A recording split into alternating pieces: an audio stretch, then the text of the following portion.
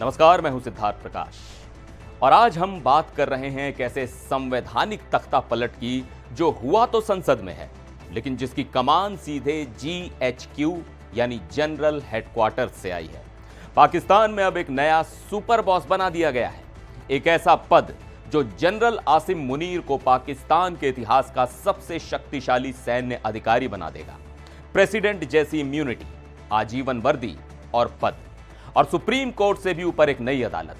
तो क्या है यह नया पद चीफ ऑफ डिफेंस फोर्सेस यानी CDF? क्या यह भारत के CDS की नकल है या उससे कहीं ज्यादा खतरनाक? और कैसे जनरल मुनीर अब पाकिस्तान के बेताज बादशाह बन गए हैं? चलिए आज इसी खबर में डीप डाइव करते हैं।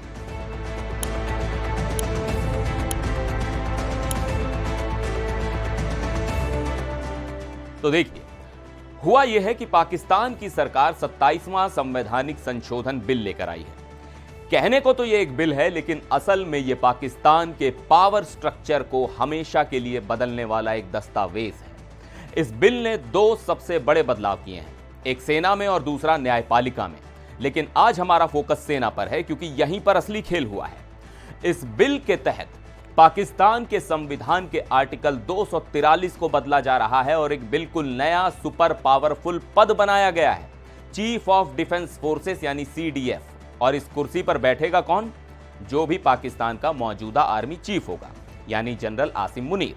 मतलब अब जनरल मुनीर एक साथ 3 टोपियां पहनेंगे, चीफ ऑफ आर्मी स्टाफ जो वो पहले से हैं, चीफ ऑफ डिफेंस फोर्सेस यानी नया सुपर बॉस वाला पद, और इस नाते वो पाकिस्तान की आर्मी, नेवी और एयर फोर्स तीनों के ही संवैधानिक मुखिया बन जाएंगे। सरकार ने जो मौजूदा chairman joint chiefs of staff committee CJCSC का पद था उसे खत्म कर दिया है। यह पद अब तक तीनों सेनाओं में कोऑर्डिनेशन का सबसे बड़ा पद माना जाता था, लेकिन अब इसकी कोई जरूरत नहीं, क्योंकि अब कोऑर्डिनेटर नहीं बल्कि एक सुप्रीम कमांडर बना दिया गया है। अब आपके मन में सवाल आएगा कि भारत में भी तो CDS यानी चीफ ऑफ डिफेंस स्टाफ का पद है, तो क्या पाकिस्तान हमारी नकल कर रहा है? तो जवाब है बिल्कुल नहीं, बल्कि यह नकल से कहीं ज्यादा आगे की और खतरनाक चीज है। फर्क समझिए, भारत में CDS का काम तीनों सेनाओं के बीच तालमेल बिठाना, खरीद फरोख्त को स्ट्रीमलाइन करना और सरकार को सैन्य सलाह देना है। भारत के CDS किसी भी सेना के चीफ को सीधे कमांड नहीं देते, लेकिन पाकिस्तान में जो CDF का पद बना है वो इन तीनों सेनाओं को कमांड करेगा। मतलब आर्मी चीफ, नेवी चीफ और एयरफोर्स चीफ तीनों अब सीधे जनरल मुनीर को रिपोर्ट करेंगे।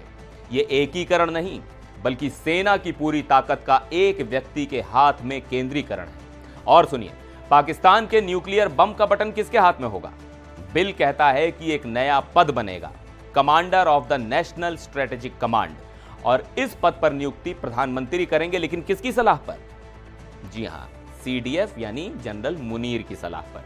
मतलब एटम बम का कंट्रोल भी घूम फिरकर जनरल साहब के पास। पाकिस्तान अपने जनरलों को रिटायरमेंट के बाद भी कितना प्यार करता है ये तो हम सब जानते हैं, लेकिन इस बिल ने तो प्यार की सारी हदें पार कर दी हैं। बिल कहता है कि जो भी अधिकारी 5 सितारा रैंक जैसे फील्ड मार्शल तक पहुंचेगा उसे कुछ अभूतपूर्व अधिकार मिलेंगे। जनरल मुनीर को सरकार पहले ही फील्ड मार्शल का टाइटल दे चुकी है और अब उसे संवैधानिक जामा पहनाया जा रहा है, आजीवन वर्दी और रैंक। मतलब रिटायरमेंट के बाद भी जनरल साहब वर्दी में ही रहेंगे। संवैधानिक इम्यूनिटी, ये सबसे बड़ा पॉइंट है। उन्हें प्रेसिडेंट की तरह संवैधानिक छूट मिलेगी, उन पर आसानी से कोई केस नहीं चल सकता और हटाना नामुमकिन। उन्हें हटाने के लिए संसद में प्रेसिडेंट को हटाने जैसा महाभियोग लाना होगा। और इसके अलावा रिटायरमेंट के बाद भी सरकारी जिम्मेदारियां। अब सोचिए, एक सैन्य अधिकारी को देश के राष्ट्रपति के बराबर की संवैधानिक सुरक्षा दी जा रही है। यह लोकतंत्र है या कुछ और? इसका फैसला मैं आप पर छोड़ता हूं। यह कहानी सिर्फ सेना तक नहीं रुकती।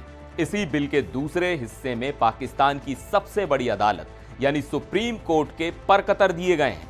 एक नई फेडरल कॉन्स्टिट्यूशनल कोर्ट यानी FCC बनाई जा रही है। यह कोर्ट संविधान की व्याख्या, सरकारी विवाद जैसे बड़े बड़े मामले सुनेगी। पाकिस्तान के ही कानूनी विशेषज्ञ कह रहे हैं कि यह सुप्रीम कोर्ट को सुप्रीम डिस्ट्रिक्ट कोर्ट बनाने की साजिश है और इस नई कोर्ट में जजों की नियुक्ति में सरकार और संसद का दखल ज्यादा होगा, जिससे न्यायपालिका पर कार्यपालिका का नियंत्रण बढ़ेगा। मतलब एक तीर से दो शिकार, सेना भी मुट्ठी में और अदालत भी। तो कुल मिलाकर यह 27वां संशोधन पाकिस्तान को उस रास्ते पर ले जा रहा है जहां एक व्यक्ति और एक संस्था के हाथ में अभूतपूर्व ताकत होगी। जनरल आसिम मुनीर अब सिर्फ आर्मी चीफ नहीं बल्कि पाकिस्तान के सुप्रीम लीडर की भूमिका में आ गए हैं, वो भी संविधान की मुहर के साथ। इस्लामाबाद में इस पर बहस छिड़ी है। बिलावल भुट्टो जरदारी ने इशारों में बताया है कि PMLN ने उनसे इसके लिए समर्थन मांगा था और सरकार इसे आधुनिकीकरण बता रही है, जबकि विपक्ष इसे लोकतंत्र पर हमला कह रहा है। लेकिन हकीकत यह है कि पाकिस्तान में पावर का तराजू एक बार फिर बुरी तरह वर्दी के पक्ष में झुक गया है। आपको क्या लगता है, क्या यह पाकिस्तान की मजबूरी है या एक सोची समझी तानाशाही की तरफ पहला कदम? अपनी राय नीचे कमेंट्स में जरूर बताइएगा। फिर मिलेंगे एक और वीडियो में। देखते रहिए NDTV इंडिया।